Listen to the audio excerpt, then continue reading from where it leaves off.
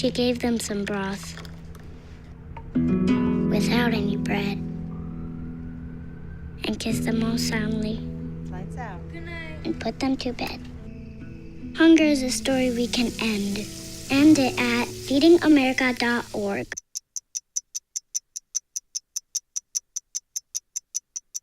I was living in a shelter, juggling 3 jobs.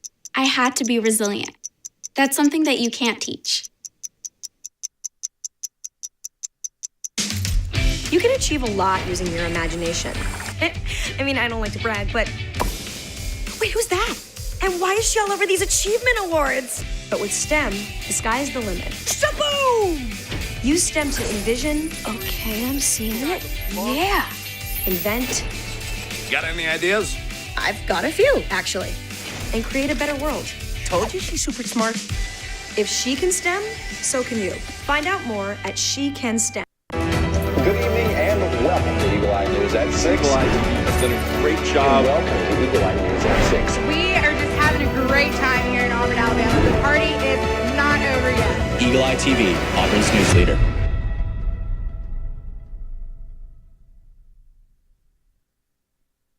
Good evening and welcome to Eagle Eye News at 6. I'm Allison Thomas. And I'm Gavin Dimmitt. Tonight we're recapping a busy weekend and start of the week. We'll look at some local events and follow with local and global politics with Eye on the Hill. Ava Bradbury has entertainment news, and to lead us out, we have a business and consumer update regarding a volatile economy. Thanks for joining us. The Alabama Senior Olympics has made its way to Opelika, bringing competition and community. Just some of many events include cycling, pickleball, and swimming. Disc golf is another activity helping those 50 and older stay active. Organizers say it's about more than competition. Instead, the focus is on providing opportunity and supporting participation in sports and wellness. The event also brings financial benefits to the community as well. For many people, it's a chance to prove that age is just a number. Opelika Auburn Disc Golf Club President Ryan Nichols spoke on the program's usefulness. It gets people outdoors, exercising, and then as far as, you know, the economic impacts, you have the people in from out of town who are staying in hotels and eating out, so it's giving back to that also. Last week, the College of Nursing held an Easter egg filling for Esperanza House. Esperanza House is a nonprofit organization for low-income Hispanic families to provide healthcare and tutoring for children with language barriers issues. Eagle Eye's Annabelle Whetstone has more. Today I'm here at Auburn University's College of Nursing. The Student Nurses Association hosted an Easter egg filling event for Esperanza House. Let's ask members of the Student Nurses Association more about the event. Esperanza House is a nonprofit organization that deals with low-income Hispanic families. They provide free healthcare support, free tutoring for children who have to face language barriers at home. Yeah, well, I have a really big passion for Hispanic communities in Auburn.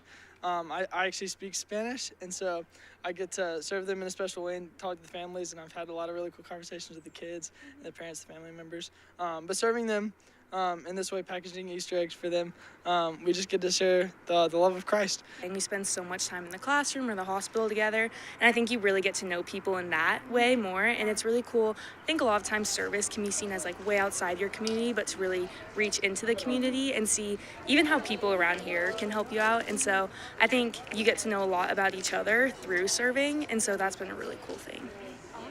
This is Annabelle Whetstone with Eagle Eye TV signing off. Last week, the University Program Council invited students to experience 70 years of pop music and culture, rolling through the decades. Taking place in the Melton Ballroom, the event featured games, music, and styles from every decade between the 1950s and 2010s. Students were encouraged to dress in the theme of their favorite decade and go roller skating in a temporarily set up skating rink. Various food items and candies were featured from each era, and attendees could wear headphones to listen to the music of their choice from 3 different channels. When we come back, you'll get a weather update from Eagle Eye's Michael Brandis. You're watching Eagle Eye News at 6. Yeah, Sam, Elmo. Oh, hey, Julia. Are you ready to play band with us? I'm going to play my clarinet. And Elmo's going to play his drum. Drum loud. Oh, well, you know what to do, Julia. Julia knows. With Julia's autism, loud sounds can be too much. But she still has to make music. Play band. Early screening for autism can make a lifetime of difference. Find out more at screenforautism.org. Put the keys down, Kevin. But I'm gonna drive home. There are several warning signs present that you shouldn't be driving. My text to emoji ratio has gotten a little out of hand. A little? Yep, I'm definitely gonna call a ride home. Yo, Scott. Hey. I'm heading out, man. You want to ride? No, I got my car, but I actually really need to go to the bathroom. Oh, you know what? I was just in there. The line is like 10 people long. You know, I think I'll just...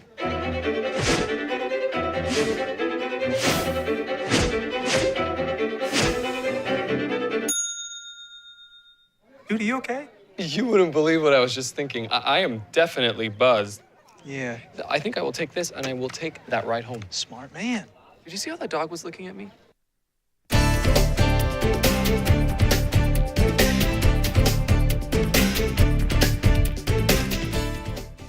Welcome back to Eagle Eye News at 6. I'm Michael Brandis, bringing you this week's weather outlook on the plains. This week is sunshine, lollipops, and rainbows, as we see mostly sunny skies with a very light cloud cover and near no risk of rain. Temperatures shall continue to climb over the week as highs begin nearing 90 on Saturday. For the night crowd, evening lows will climb above 60 degrees. Today is about as windy as it gets this week, with speeds remaining mostly below 7 miles per hour. However, you can expect some nice southbound breezes this weekend as cool air moves up from the southeast. Looking at temperatures, it seems this season of spring may be cut a few episodes short. The heat this week, has a high of 88 degrees with most days will approach that high. That is, until those winds we talked about this spring brings cooler air into the region, lowering temperatures down to 80 degrees. Perhaps ironically, Sunday will also be the only day with any significant risk of rain. With a 20% risk of light showers, the rest of this week will see no relief, with chances of rain being near zero. A-Day is this Saturday, and with it comes some of the strongest heat this week at 87 degrees. Very little cloud cover. There will be very little cloud cover, so make sure to wear sunscreen to keep cool. Overall, this weekend will be mostly sunny. We will be greeted with few clouds, we shall be greeted with a few clouds here and there, and with a sharp dip in temperatures between Saturday and Sunday. As stated before, light breezes are expected. And that's your weather outlook from Eagle Eye News.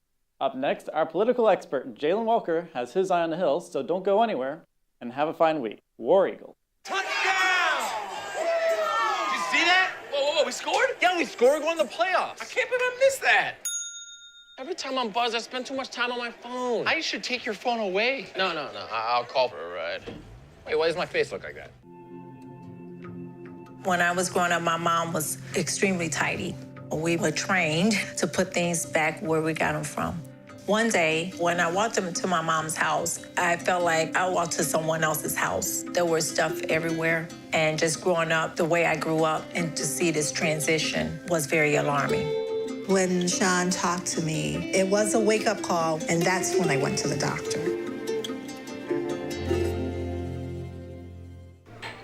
Put the keys down, Kevin. But I'm gonna drive home. There are several warning signs present that you shouldn't be driving. I've taken 25 selfies in the last 10 minutes. 26. Yep, I'm definitely gonna call a ride home.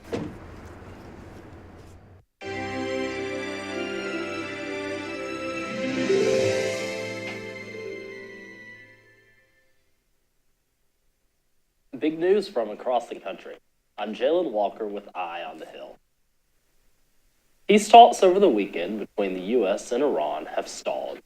President Trump announced yesterday that a U.S. military will be executing a blockade on the Strait of Hormuz, causing stocks to go down and oil prices to surge. CNN has the details. Yeah, look, everyone's watching it right now, and it's very clear that the traffic there is thinning out. Shippers are saying that they are not going to put tankers through there. Lloyd's of London, the insurers, saying they are seeing a complete stoppage of movement. The United States over the weekend said it put two guided missile destroyers through there on a sort of a mine clearing exercise. So it's not quite clear what the sort of military Navy element of enforcing this blockade is going to look like, but we know structurally how it's going to be. It's going to blockade all Iranian ports inside the Arabian Gulf, or the Persian Gulf as the Iranians call it, and outside in what's known as the Gulf of Oman. So it's going to put a block on the Iranian block, so there'll be no international shipping going through, and no Iranian shipping or any ships that the Iranians might have allowed through, for them to make money. That's all going to stop. The question is, what happens next?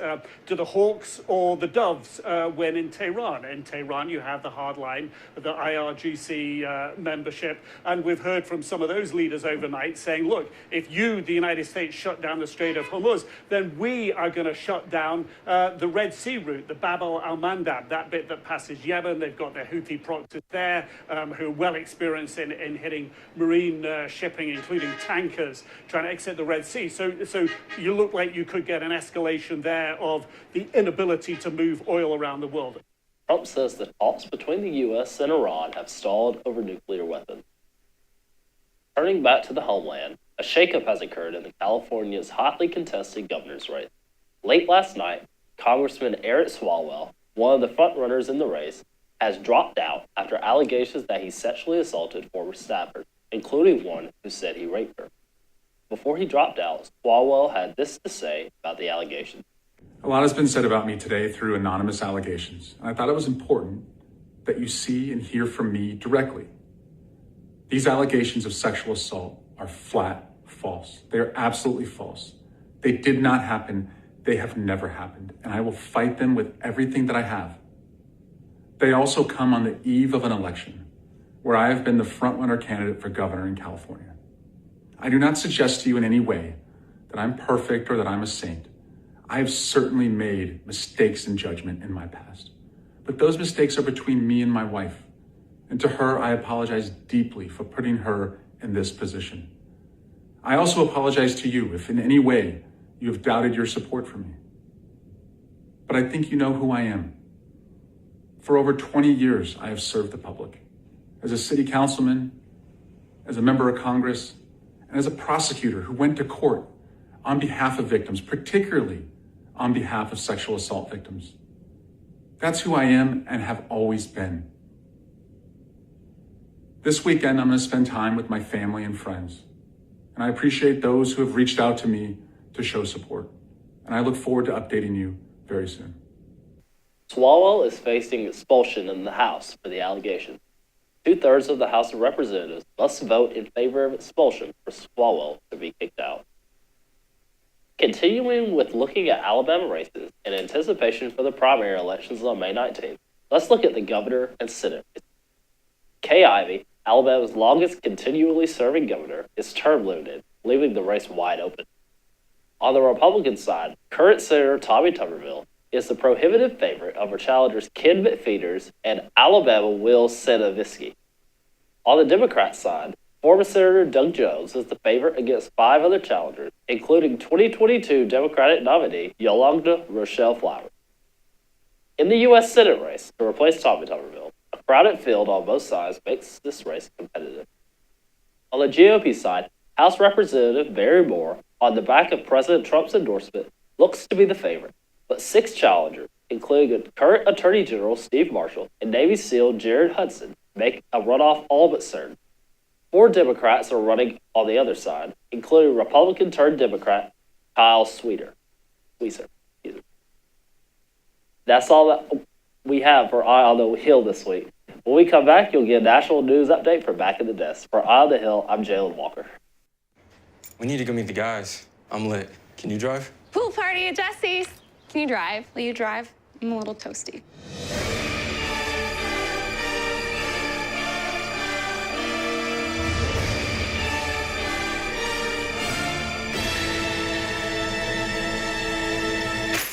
Nope. Nope, I'm high. But I can order us a ride. Okay, Friendly reminder, don't drive high. If you feel different, you drive different. Pool party at Jesse's. Can you drive? I'm toasted. Nope, I'm high. But I can order us a ride. Friendly reminder, don't drive high. If you feel different, you drive different. Or that the projections would be flood next Thursday? I can't do Thursday, but I can do Friday. Disasters don't plan ahead. You can. Talk to your loved ones about how you're going to be ready in an emergency.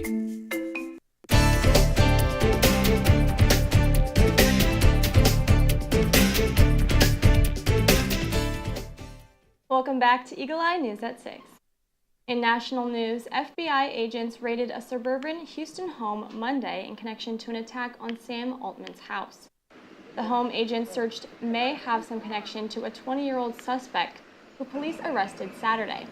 That happened in San Francisco a day after someone threw a Molotov cocktail at the OpenAI CEO's house early Friday morning. Police there say the suspect previously threatened to burn down OpenAI's headquarters. No federal charges have been filed. Investigators are still working to uncover a motive. On Monday, a federal judge dismissed President Donald Trump's defamation lawsuit against the Wall Street Journal. The issue is reporting about a more than 20-year-old letter to Jeffrey Epstein attributed to Trump. It contained lewd language and the outline of a naked woman. Trump denies writing the letter and claims the journal acted with actual malice when it reported the story. The court found Trump's lawyers didn't come to the meeting, a standard for defamation against a public figure. That standard is much higher than what is required to show defamation against a private citizen. The judge dismissed the case without prejudice, meaning Trump has until the end of the month to refile. President Donald Trump is defending an image he posted to social media on Sunday. In the AI-generated image, Trump is glowing and has his hand on what appears to be a sick man's forehead. It was widely criticized as Trump being depicted as Jesus, but he says that's not right. And I thought it was me as a doctor, and had to do with Red Cross as a Red Cross worker there, which we support. And only the fake news could come up with that one. So I just heard about it, and I said, how did they come up with that? It's supposed to be me as a doctor making people better, and I do make people better. I make people a lot better. Trump posted the image shortly after criticizing Pope Leo XIV for speaking against the war in Iran. Some critics called it blasphemous. It was removed much the same way it was posted, without an explanation. When we return, you'll get an entertainment update with Ava Bradbury. You're watching Eagle Eye News at 6. We'll be right back. Hey, can you chop the pineapple? Chop the pineapple.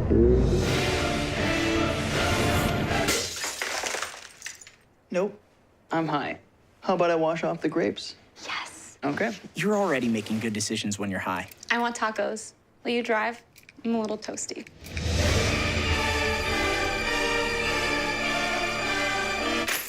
Nope, I'm high. Let's order in. Don't make an exception when it comes to driving. If you feel different, you drive different. See on page 4 that the projections need to be tornado next Thursday? Seriously? Thursday? Can't do that. This is really inconvenient. I have yoga that day. I have no time for this. So, I can't do Thursday, but I can do Friday. Disasters don't plan ahead. You can. Talk to your loved ones about how you're going to be ready in an emergency. Don't wait. Communicate. I want to eat apples and bananas. I need to eat apples and bananas. Why can't I eat apples and bananas? Support the Feeding America nationwide network of food banks to help provide meals to those in need. Join us at feedingamerica.org.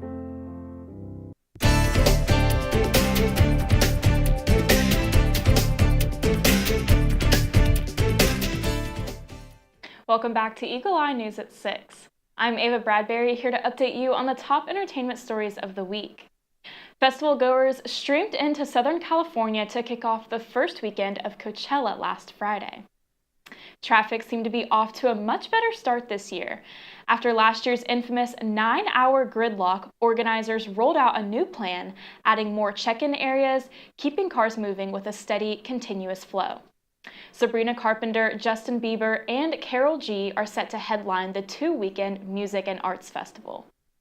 The iconic festival draws more than 100,000 people each weekend, turning the Coachella Valley into a non-stop celebration of music, fashion, and culture.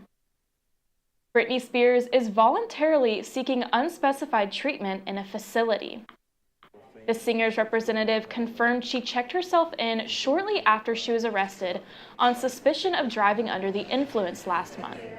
Spears has a long history with mental health struggles and was under a conservatorship for several years that ended in 2021.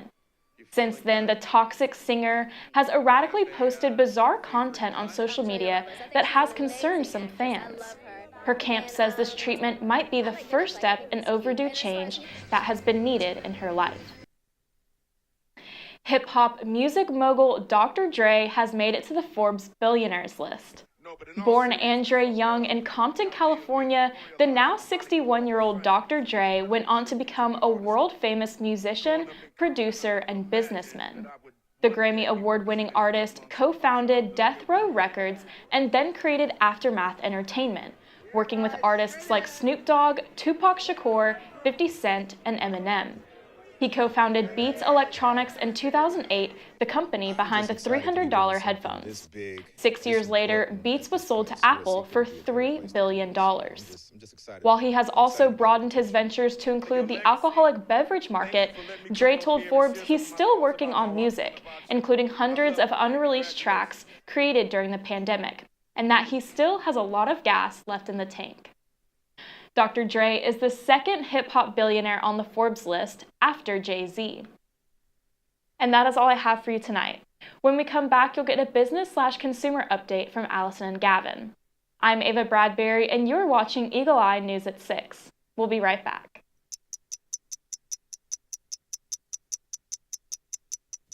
My parents weren't fluent in English, so in school, I had to be independent and take initiative. And that's how I handle every project I get. Hey, Kevin, you thinking about retirement? I'd love to, but I'm pretty busy with all this. Yeah. Hey, let's meet our retirement coach, Avo.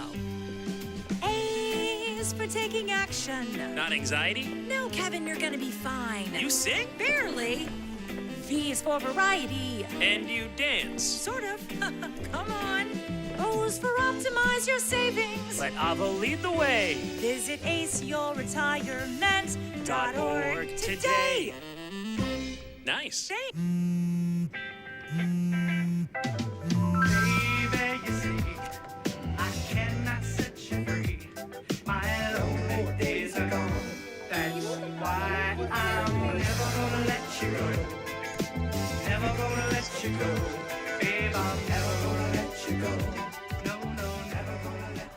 Here you go.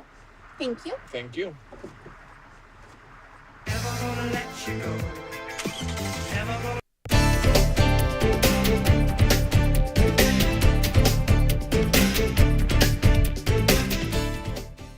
Welcome back to Eagle Eye News at 6. I'm Gavin Dimmitt.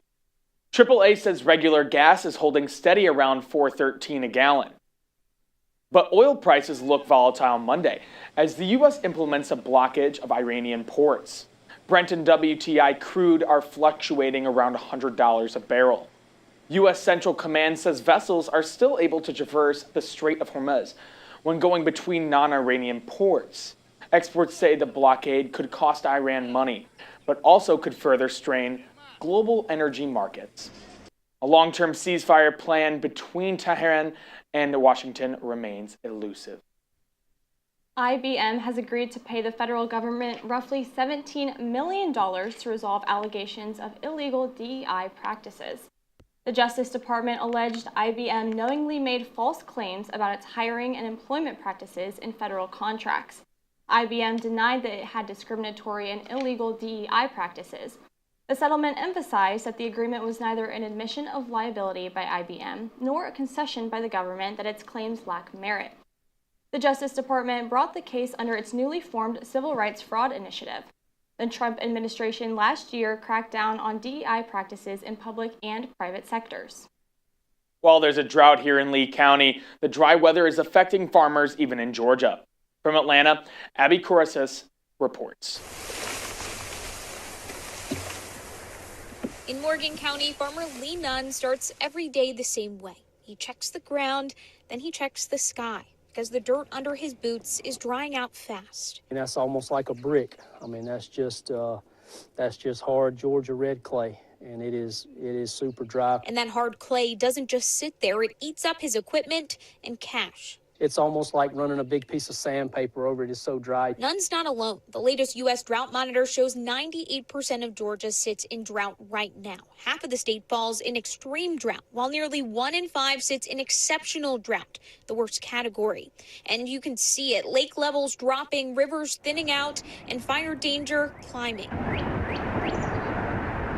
This hits at the worst time. It's planting season. Cotton, peanuts, wheat. The seed needs moisture. Fertilizer needs moisture. Without water, every pass across a field turns into a gamble. Less weight, that means less yield, that means less money. Margins are already thin. Diesel and fertilizer prices are going up. There are alternatives, but they cost money. This is a cornfield, and the corn is about 3 weeks old. In Oglethorpe, farmer Donald Chase shows us a field. Corn still small, but already thirsty. Water irrigation helps, but drives the cost up. If you see pivots running, understand that is raising the cost of producing that crop. For Nunn, he's putting extra money in the offering plate and saying prayers, hoping it rains soon or the drought starts calling the shots for the rest of the season. If you're a farmer, I mean, you're the biggest gambler there is. When you place a seed in the ground and hope, 6 months later that everything goes well. That's all for tonight, but for more Auburn news, head over to our website, eagleeyeauburn.com, and check out our social media pages. I'm Allison Thomas. And I'm Gavin Dimmitt. In production tonight are Johnny Kenninger, Morgan Sims, and Tessa Allen. Thank you for watching. Good night, Auburn. War Eagle. There was an old woman who